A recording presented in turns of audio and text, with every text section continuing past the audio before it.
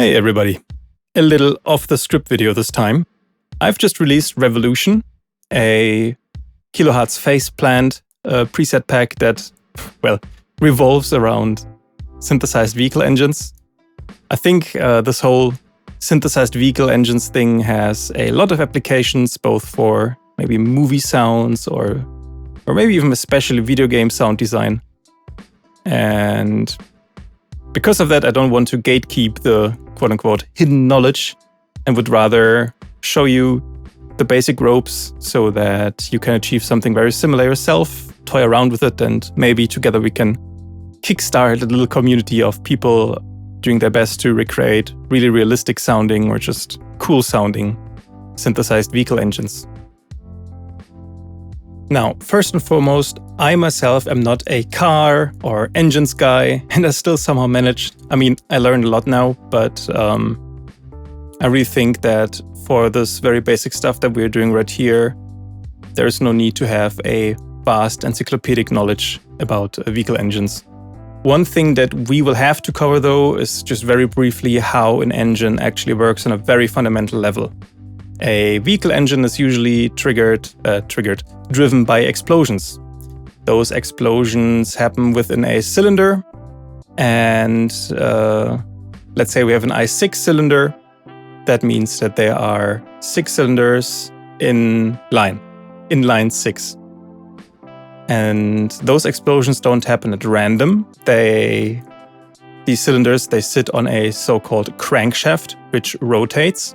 And they are arranged in a way that after every revolution of this crankshaft, each cylinder will have reached its peak and they are firing in a specific order.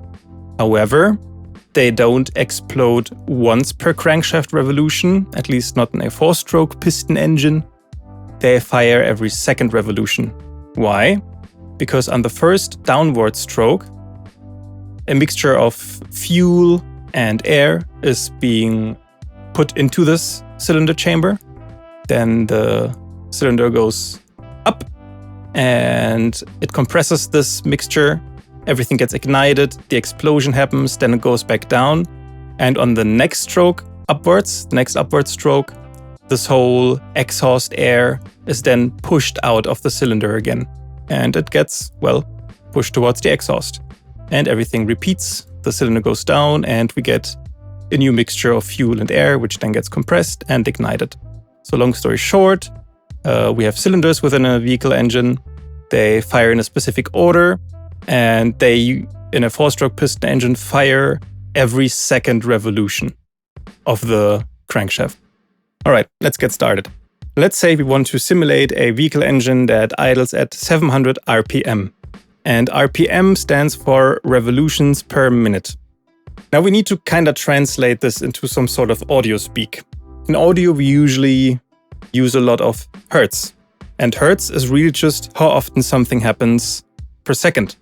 Let's say we have something that has the frequency of 1 hertz. That means that this event just happens once per second.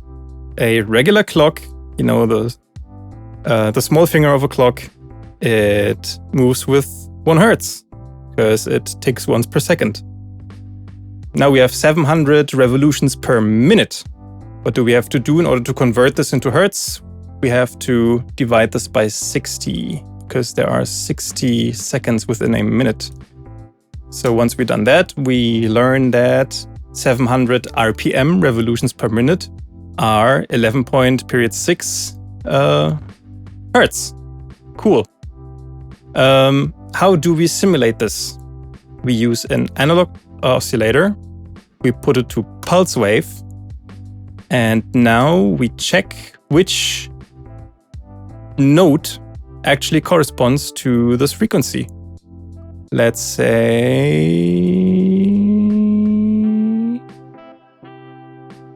F# minus 1 comes very close, because F# minus 1 is 11.562 hertz. Who would have thought?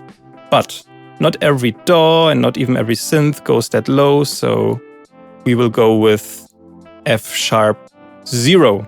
That's 23.125 hertz. And then we will do a little trick. Going back into Phase Plant. we will search for F#0. It's here. Sounds lovely, doesn't it? And now we decrease the pitch by 1 octave. That's 12 semitones. And now we're basically back at F# -1, because decreasing a sound by 1 octave, 12 semitones, halves the frequency. Meh. Cool. So now we have something that, well, pulses with 11 point something hertz. But what did we learn? A cylinder doesn't fire on every revolution, but on every second revolution. So what we have to do is we have to, again, go 1 octave lower, minus 24 semitones, in order to simulate that the cylinder explodes only on every second revolution. We're going to shorten the pulse with a little bit, and suddenly we have this.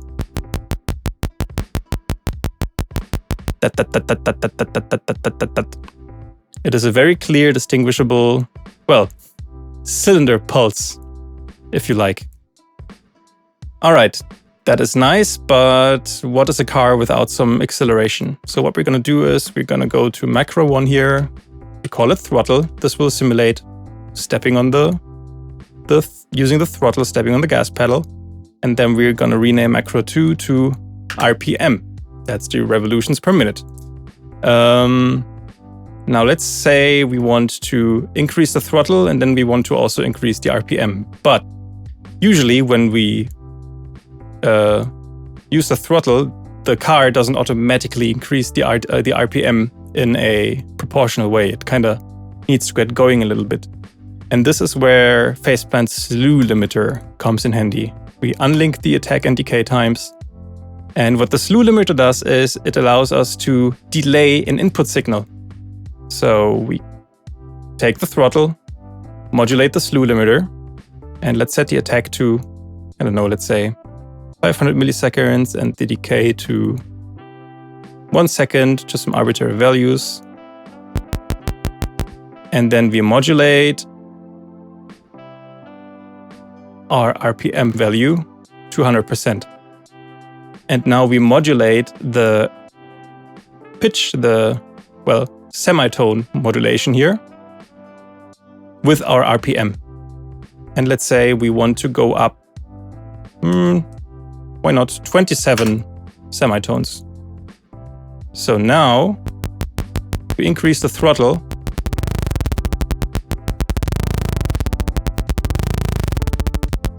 We have something that doesn't yet quite sound like a car, but I guess it shows us where the direction is going.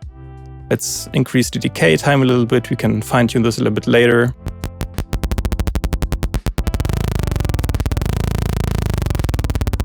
Increase the attack time as well. Now, even if the car is on a high RPM, we would still miss that nice dragging feeling of, acceleration. So we create another macro and call it, I don't know, in this case, I just call it speed, just for the acceleration factor. We create another slew limiter, and this time we modulate it with the previous slew limiter. So we're basically delaying the already delayed input signal. And we're going to delay it quite a bit. Again, nice and long attack, even longer decay. And now we again modulate our pitch with this, but not as much as with the RPM, let's say 6 semitones, so that even if the RPM reaches its peak volume, we still get a little bit of that nice dragging, pitch increase.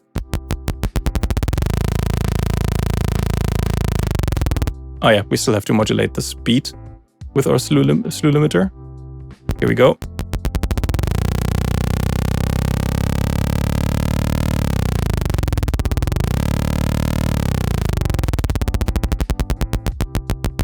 Cool.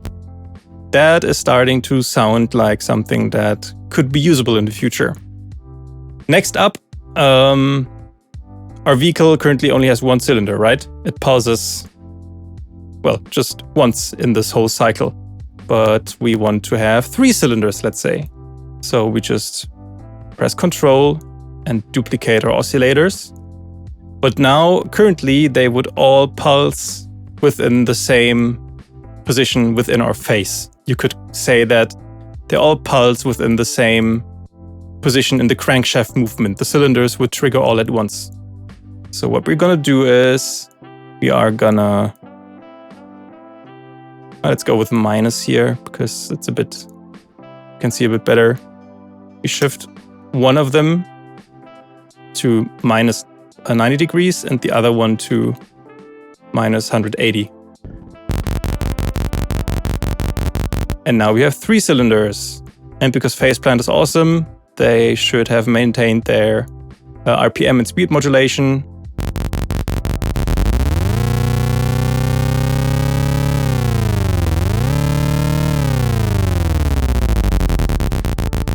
And we're slowly but steadily getting there. Now, the next part is pretty much critical to the whole sound in general. What we want to do is we want to create a noise generator. Sounds lovely, I know. But now we're gonna modulate the level, the amplitude of this noise with the output of our cylinder group up here. And you want to modulate it so that there is no noise in between the single pulses.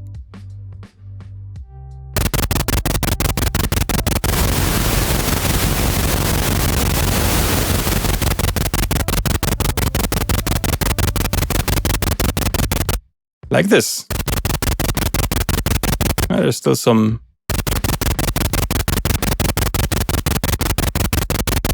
yeah, like this. Noise in between. We just have this white noise layer accurately modeled on top of our cylinder pulses now.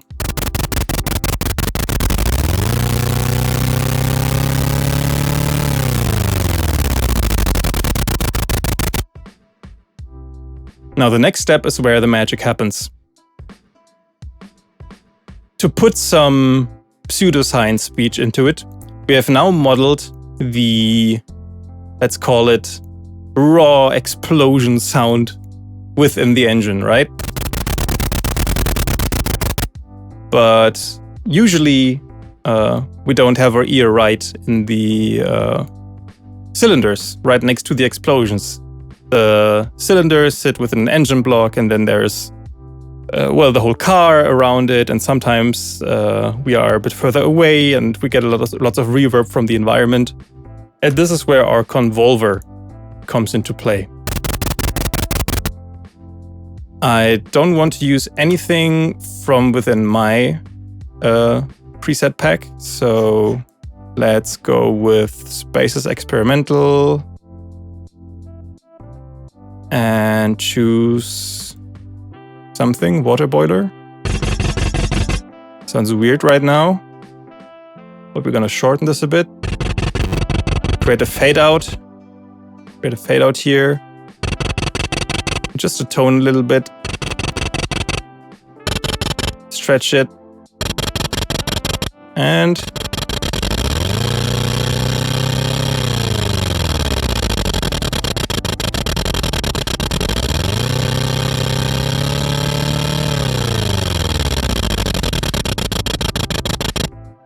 we have something that could already almost qualify as a vehicle engine.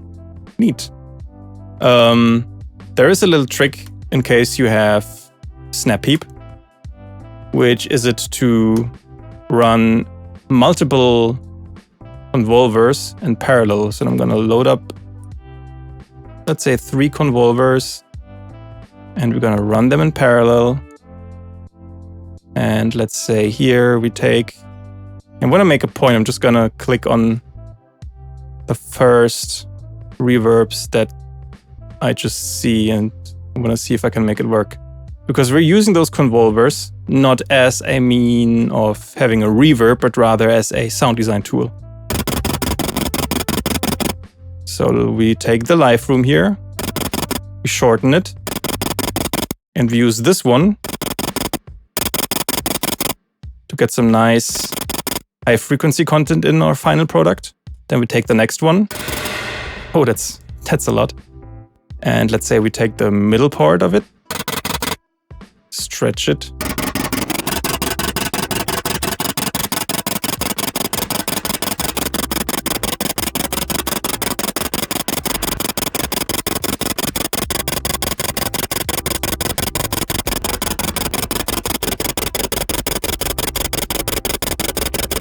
To get a little bit more of a belly, and let's see what we got here.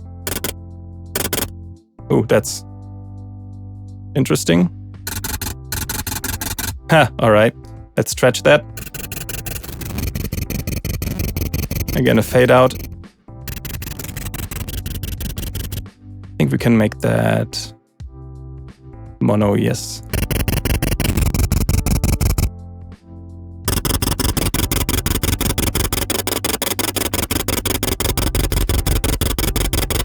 This would be our bassy layer. All right, and now we can use the throttle again.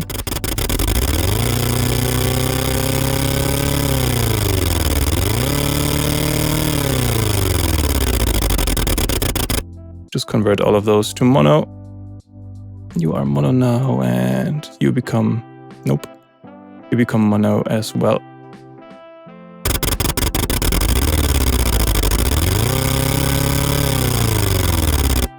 And yeah, that's pretty much the very, very basic gist of it. We could, of course, now, for example, bring a little random node in here. There we go. Maybe modulate the RPM just ever so slightly. Make it a bit faster, bring in some jitter, make it smooth, a bit less chaos. And this way we can bring in some, let's call it engine instability during the idle phase.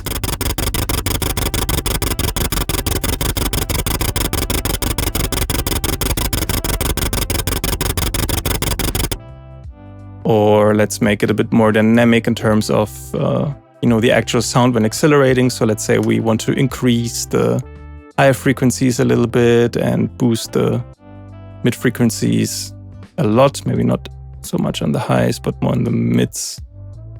Once we accelerate. Whoops. Yep, and the randomization is maybe a little bit much right now.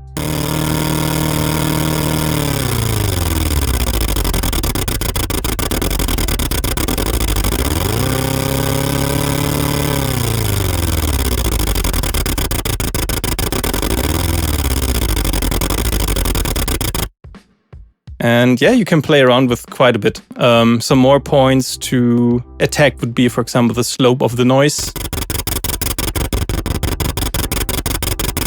which basically determines how upfront the engine will sound. Can play around with the saturations within the nonlinear filter.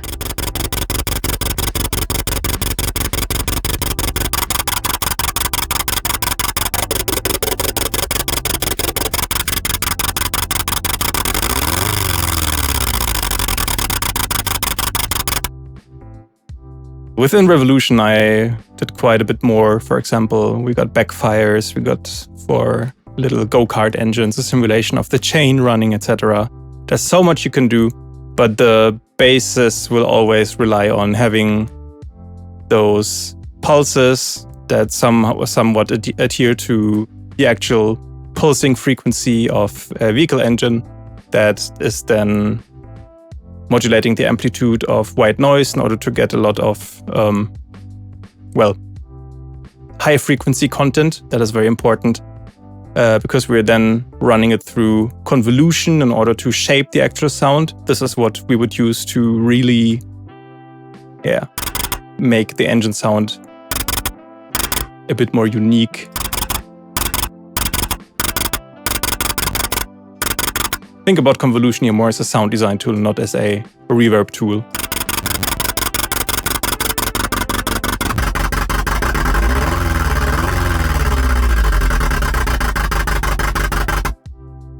And I guess that's it for today. Again, Revvolution, the synthesized engine preset pack for Phase Plant is out now. Check it out if you'd like. And I hope this could give you a very nice starter on where to create something similar yourself. And I am very much looking forward to see and hear some creations from you guys. I see, again, a lot of potential in this whole space of synthesized vehicle engines. Oh yeah, of course. And at this point, I have to credit, well, 2 people and 1 group of people in particular. The first one being Anj the Great. I hope I pronounced that correctly. Over a year ago, he basically got me started with this whole engine simulation thing. I was just starting to look into it, and he basically made me consider using convolution reverb in order to shape the actual sound. That was a huge thing. Also, Joel Blanco-Berg, a fantastic preset and content creator for Phase Plant, goddammit. He's also done some amazing vehicle sounds, which then brought me to actually using Phase Plant. He was the guy that made me realize that this is the synth that is actually capable of doing what I wanted to do.